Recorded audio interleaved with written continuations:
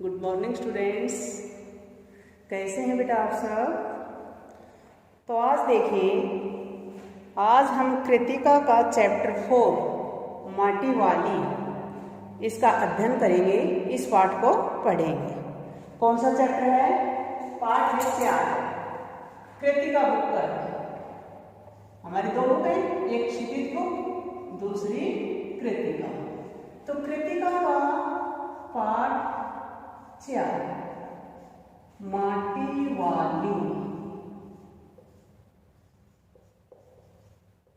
ठीक है, माटी वाली।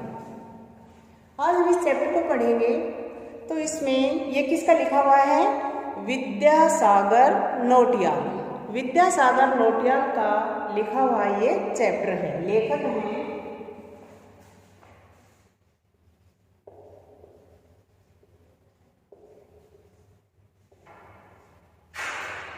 विद्यासागर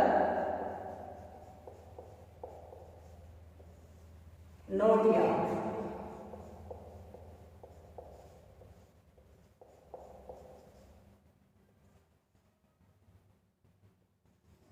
ये इसके लेखक हैं।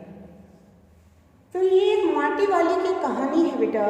वो क्या है? माटी वाली एक गरीब औरत है और वो माटा खान से पीली मिट्टी ला लाकर गांव में घरों में देती है। वो माटी बेचने वाली केवल एक ही औरत है वहाँ पर। उसका कोई भी प्रतिद्वंदी वहाँ नहीं है। प्रतिद्वंदी क्या होता है? कोई दूसरा उसके साथ काम करने वाला, कंपटीशन में आने वाला। तो ऐसा कोई भी नहीं है। तो लोग क्या करते हैं, दूर से ही उसके बर्तन को देखकर उसे पहचान लेते हैं कि ये माटी वाली है। उसके बर्तन को देखकर, उस माटी को देखकर, और वो इतनी अच्छी मिट्टी लेकर आती है, जो मिट्टी घरों में क्या होते हैं, चूल्हे लिपने के काम आती है, लिपाई पुताई करने के काम आती है। तो उस मिट्टी को वो ला लाकर गांव में देती है। तो सुनिए इस चैप्टर को ध्यान से, क्या है इसके अंदर।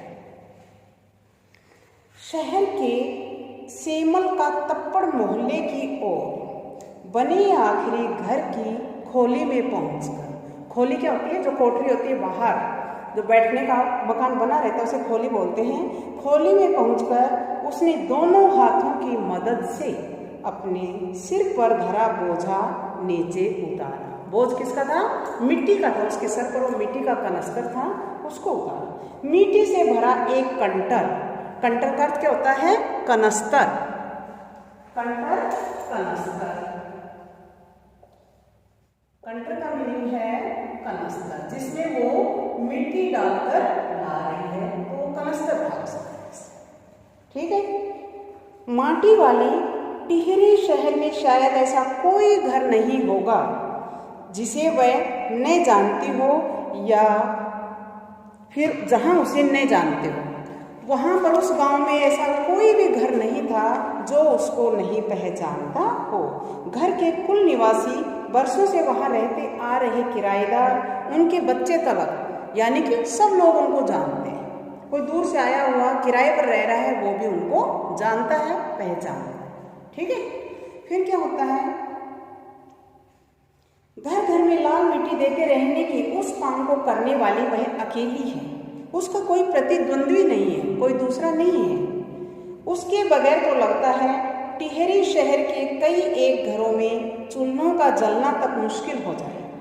वह न रहे तो लोगों के सामने रसोई और भोजन कर लेने के बाद अपने चूल्हे चौके की लिपाई करने की समस्या पैदा हो जाएगी। भोजन जुटाने और खाने की तरह रोज की एक समस्या, घर में साफ लाल मिट्टी तो हर हालत में मौजूद रहनी चाहिए। चूल्हे चौकों को लीपने के अलावा साल 2 साल में मकान के कमरों, दीवारों की गोबरी लिपाई करने के लिए भी क्या होता है, लाल माटी की जरूरत पड़ती रहती है। शहर के अंदर कहीं माटा खान है नहीं। भागीरथी और भीलांगना, ये क्या है? 2 नदियों के नाम हैं। एक भागीरथी है, दूसरी भीलांगना है। 2 नदियों के तटों पर, तट किनारे पर बसे हुए शहर की मिट्टी इस कदर रेतीली है कि उससे चूल्हों की लिपाई का काम नहीं किया जा सकता। ठीक है, क्योंकि वहां पर वो मिट्टी है, वो रेतीली है, और चूल्हे की लिपाई के लिए चिकनी मिट्टी चाहिए, पीली मिट्टी चाहिए।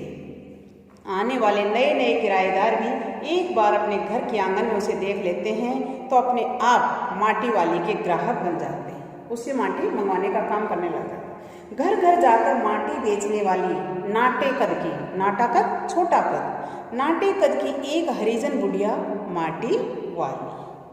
शहरवासी सिर्फ माटी वाली को नहीं, उसके कंटर को भी अच्छी तरह पहचानते हैं। कंटर उसके कनस्तर को, जो मिट्टी लाने का जो बर्तन है, उसको भी वो अच्छी तरह से पहचानते हैं।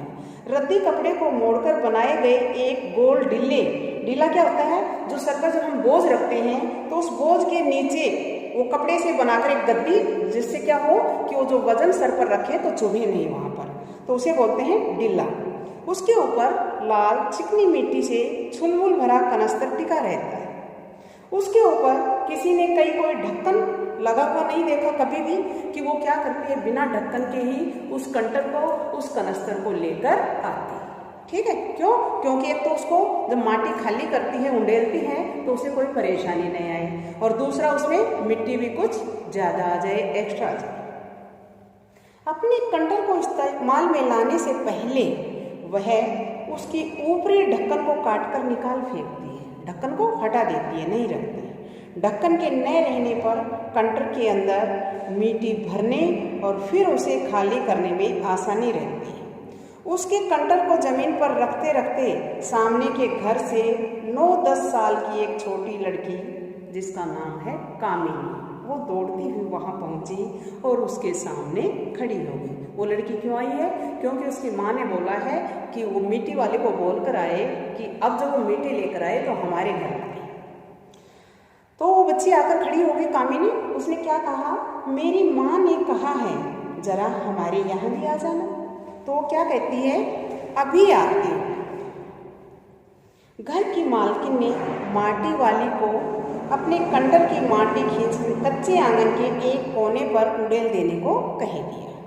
तू बहुत भाग्यवान है, चाय के टाइम पर आई है हमारे घर, भाग्यवान आए खाते वक्त। अब ये किसने कहा? घर की मालकिन ने कहा, उस माटी वाली को कहा कि तू बहुत भाग्यवान है कि जो चाय के टाइम पर हम चाय पी रहे हैं, चाय पीने के समय पर तू आई है।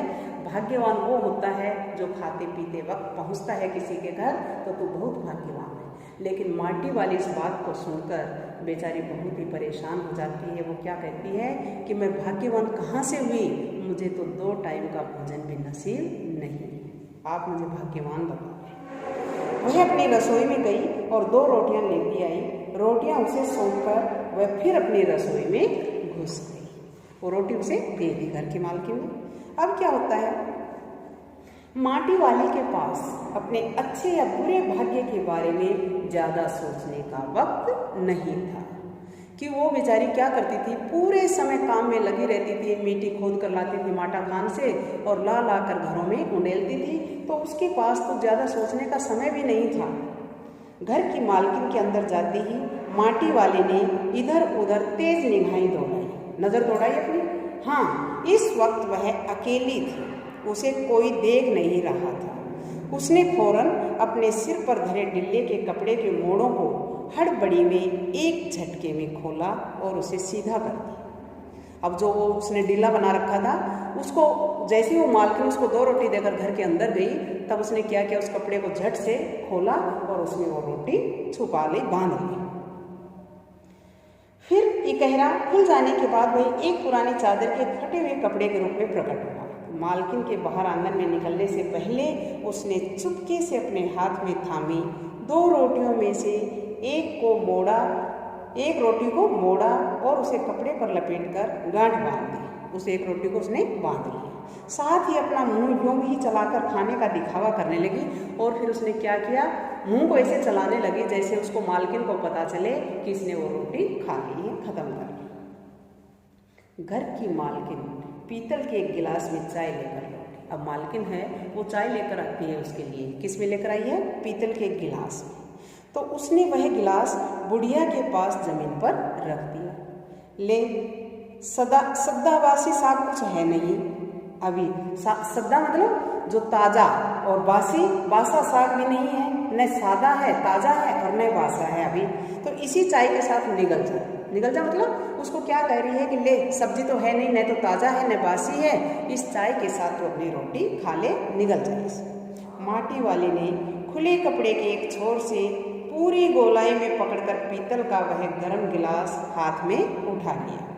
अपने होठों से गिलास के किनारे को छुआने से पहले शुरू में उसने उसके अंदर रखी गर्म चाय को ठंडा करने के लिए सू सू इस तरह से करके उस पर लंबे लंबे फूंके मारने लगी, क्योंकि गिलास में जो चाय थी वो गर्म थी और गिलास भी गर्म हो गया।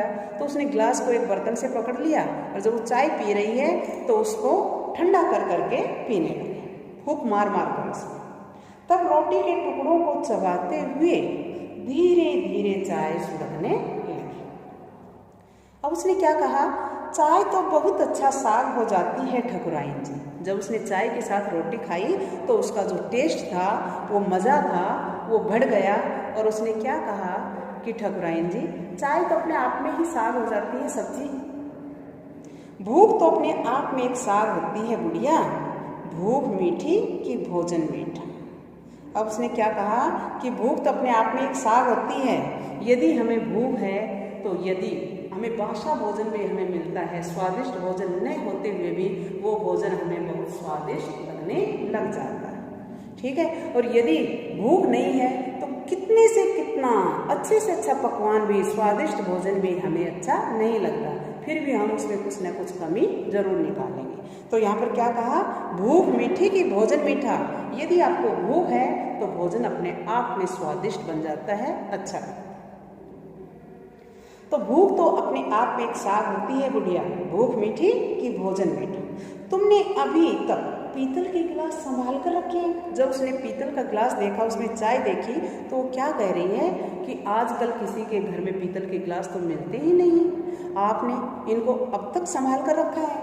तो वो क्या कह रही है कि पूरे बाजार में और किसी घर में अब नहीं मिल सकते ये गिलास, कि इस तरह से ये गिलास अगर हम पूरे बाजार में देखेंगे, किसी के घरों में देखेंगे तो वहाँ भी ये गिलास अब नहीं मिलते हैं। पहले मिलते थे, पहले के ज़माने में जो हमारे पूर्वज होते थे तो पीतल के, उसके कांसे के, इस तरह के बर्तन मिलते थे, तांबे के। लेकिन आजकल ये क्या हैं, ये बहुत महंगे मिलते हैं, तो ये बर्तन अब किसी के घर में जल्दी से नहीं मिलेंगे। आजकल क्या हो रहे हैं, जैसे स्टील के हैं या फिर शीशे के, कांच के बर्तन हैं, ये ज़्यादा पाए जाते हैं। तो क्या कहा, पूरे बाजार में और किसी के घर में अब नहीं मिल सकते ये गिलास।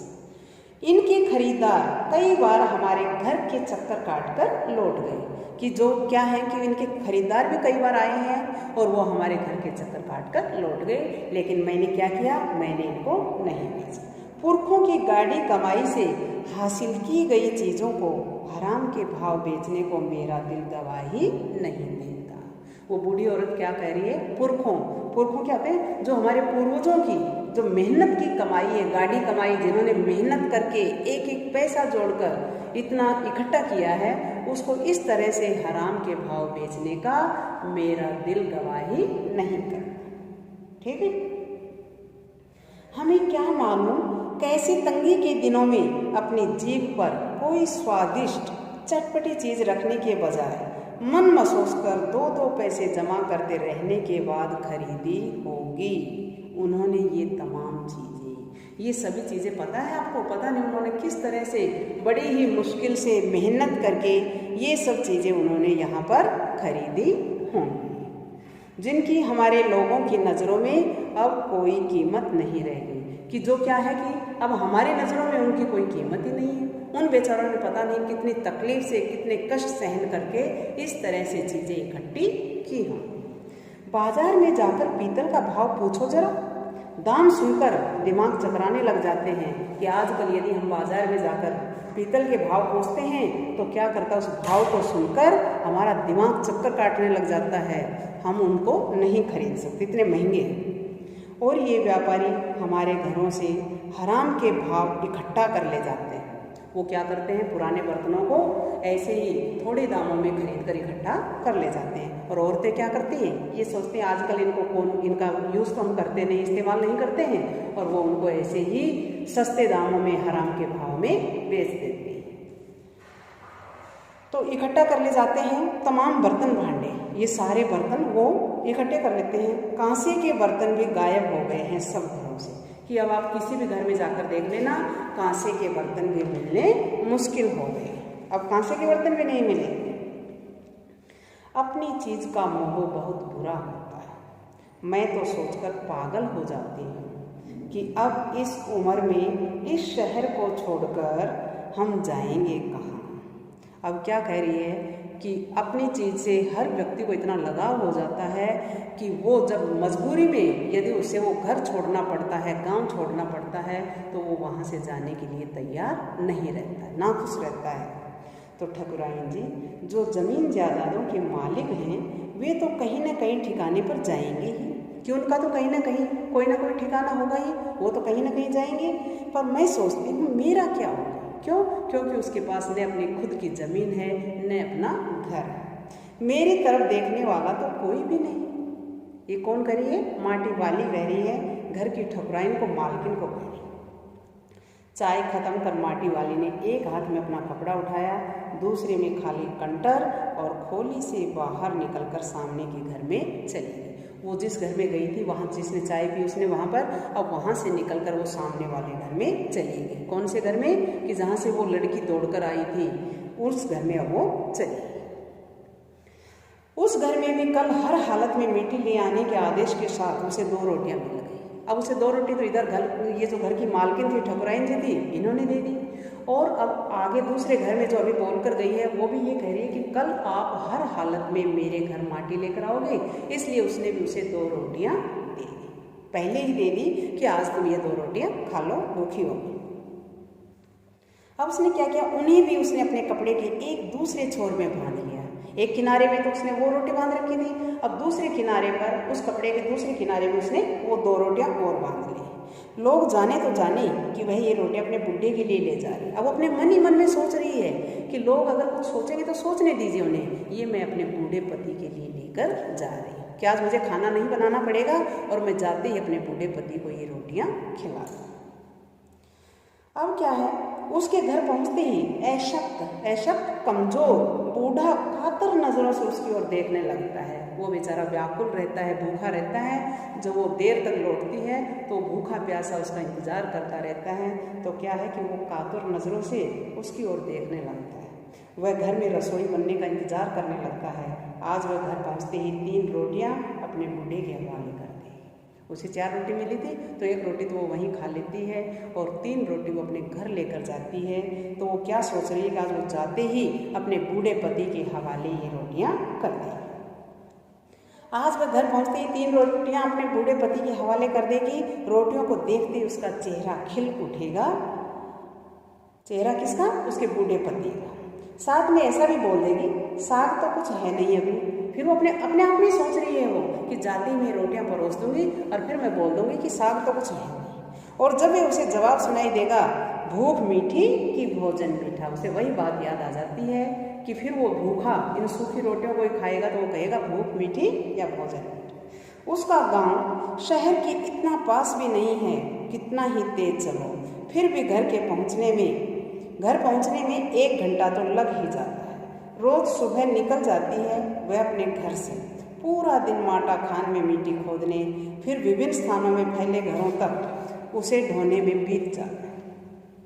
घर पहुंचने से पहले रात घिरने लगती है। उसके पास अपना कोई खेत नहीं, जमीन का एक भी टुकड़ा नहीं, झोंपड़ी जिसमें वह गुजारा करती है।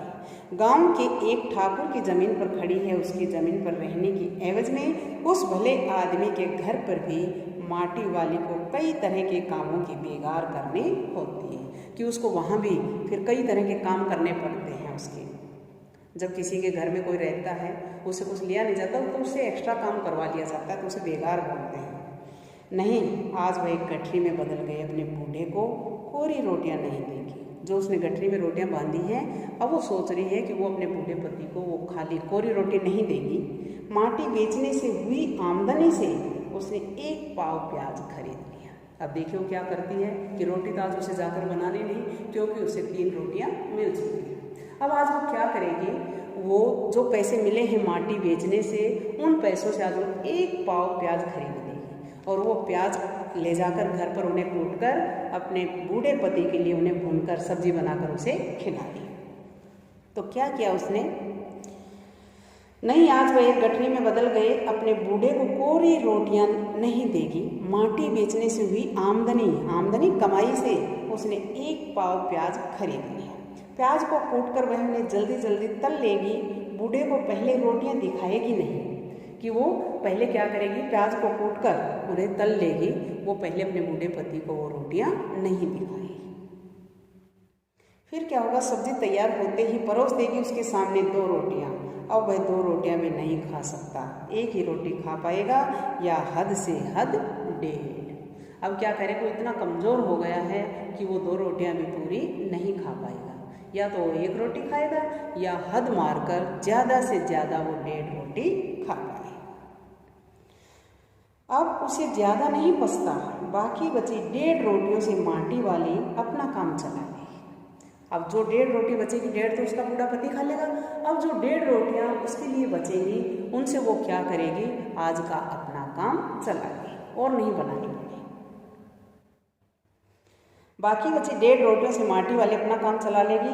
1 रोटी तो उसके पेट में पहले ही जमा हो चुकी है, एक तो उसने वही खा ली थी चाय के साथ। मन में यह सब सोचती, हिसाब लगाती हुई वह अपने घर पहुंच गई। इस तरह से वह सोचती हुई, मन में अपना हिसाब लगाते हुए क्या किया है, अपने घर पहुंच गई। उसके बूढ़े को अब रोटी की कोई ज़रूरत नहीं रह गई थी।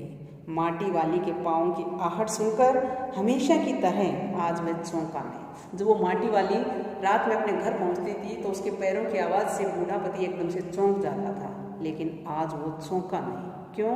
क्योंकि उसका बूढ़ा पति मर चुका था। तो क्या हुआ, माटी वाली ने उसके बूढ़े को रोटी की कोई ज़रूरत नहीं रहेगी। माटी वाली के पाँव की आहट सुनकर हमेशा की तरह आज वह चौंका नहीं। उसने अपनी नज़रें उसकी ओर नहीं घुमाई, नहीं तो वो उसकी तरफ देखता था जैसे वो आती थी। घबराई हुई माटी वाली ने उसे छूकर देखा, वह अपनी माटी को छोड़कर जा चुका था। उसने अपने प्राण त्याग दिए थे। जब तक वो घर पहुंची तब तक उसका बूढ़ा पति मर चुका था। टिहरी बांध पुनर्वास के साहब ने उससे पूछा कि वह रहती कहाँ। अब जो बांध बना हुआ था टिहरी शहर में, वहाँ के साहब ने उससे पूछा कि तुम रहती कहाँ हो? तुम तहसील से अपने घर का प्रमाण पत्र लिया। मेरी जिंदगी तो इस शहर के तमाम घरों में माटी देते हुए गुजर गई साहब। अब वो क्या कह रही है कि मेरी तो कोई ज़मीन नहीं है, मैं किसके कागजात लेकर आ जाऊँ, किसका प्रमाण पत्र लेकर आऊँ? मेरी ज़िंदगी तो इस शहर के घरों में माटी बेचते हुए बीत गई है साहब। माटी कहाँ से लाती हो? अब उसने कैसे उसे प्रश्न पूछा तो वो क्या कह रहे हैं, वो कह रहे हैं कि माटी कहाँ से लाती हो? तो उसने क्या कहा, माटा खान से लाती हूँ माटी। जहाँ माटा खान, जब माटी खोदी जाती है उसे माटा खान बोलते हैं। तो माटा खान से लाती हूँ माटी। वह माटा खान चढ़ी है तेरे नाम कि जहाँ से तू माटी खोद कर ला रही है, क्या वो माटा खान तुम्हारे नाम है वो ज़मीन?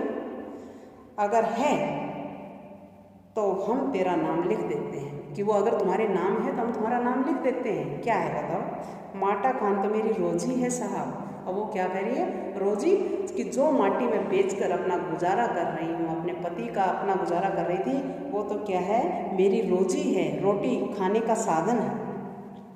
बुढ़िया, हमें ज़मीन का कागज़ चाहिए, रोजी का नहीं। अब वो उसके सामने उसे क्या बोलते हैं कि हमें तो इस ज़मीन का कागज़ चाहिए, हमें नहीं पता कि तुम्हें रोटी रोजी कहाँ से मिलेगी। बांध बनने के बाद में क्या खाऊंगे साहब, कि अगर यहाँ पर आप बांध बना देंगे तो फिर उसके बाद में क्या खाऊंगे?